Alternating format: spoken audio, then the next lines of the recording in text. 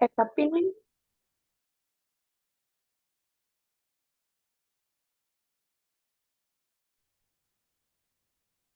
Assalamualaikum warahmatullahi wabarakatuh.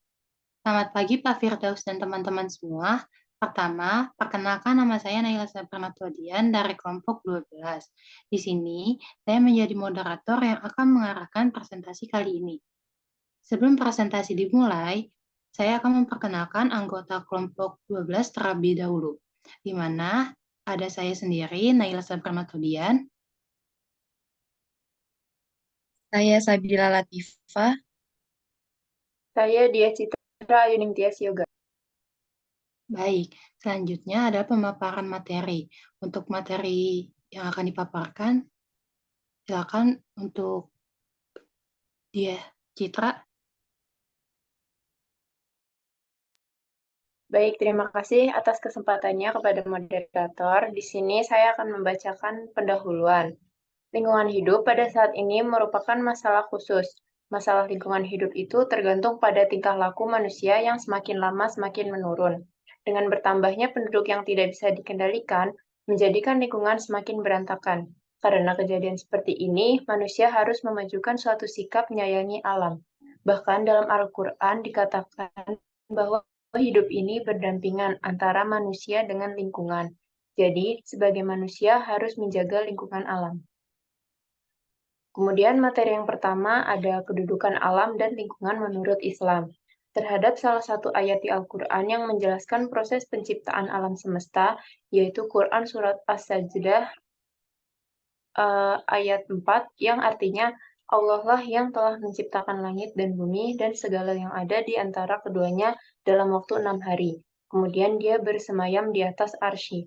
Kemudian semua tidak memiliki seorang penolong dan pemberi syafaat pun selain dirinya. Lalu, apakah kamu tidak memperhatikannya? Ada beberapa hal untuk melestarikan alam semesta yang telah diberikan oleh Allah Subhanahu wa Ta'ala. Prinsip dalam melestarikannya yaitu sikap hormat terhadap alam, prinsip tanggung jawab, solidaritas kosmis, dan prinsip kasih sayang serta kepedulian terhadap alam. Kebanyakan semua kerusakan atau pencemaran lingkungan disebabkan karena ulah tangan manusia. Maka untuk menjaga kelestariannya perlu dilakukan hal-hal berikut ini. Yang pertama yaitu menanam kembali pohon yang sudah ditebang. Kemudian yang kedua, membuang sampah pada tempatnya. Kemudian untuk limbah sebaiknya didaur ulang terlebih dahulu sebelum dibuang sehingga tidak mencemari lingkungan.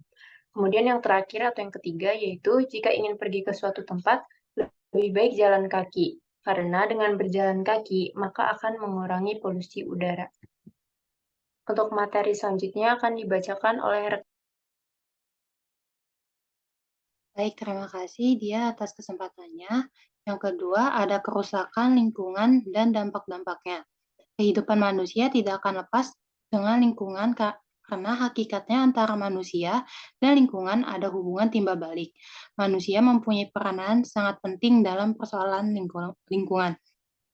Tetapi faktanya masih banyak manusia yang hidup di zaman sekarang ini yang tidak memiliki kepedulian dengan alam dan lingkungannya.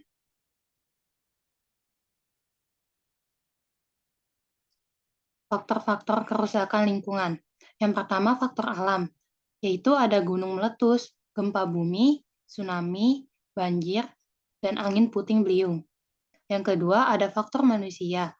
Yang pertama ada buang sampah sembarangan, 2 penebangan liar, 3 pemanasan global, dan 4 pencemaran.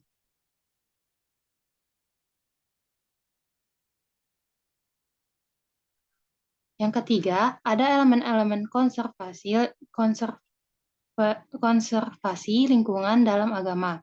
Yang pertama, 1 hutan konservasi, 2 cagar alam, 3 suaka marga satwa, 4 taman nasional, 5 taman hutan raya, 6 taman wisata alam, 7 taman buru.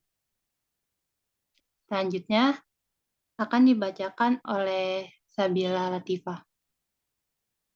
Baik, terima kasih Naila.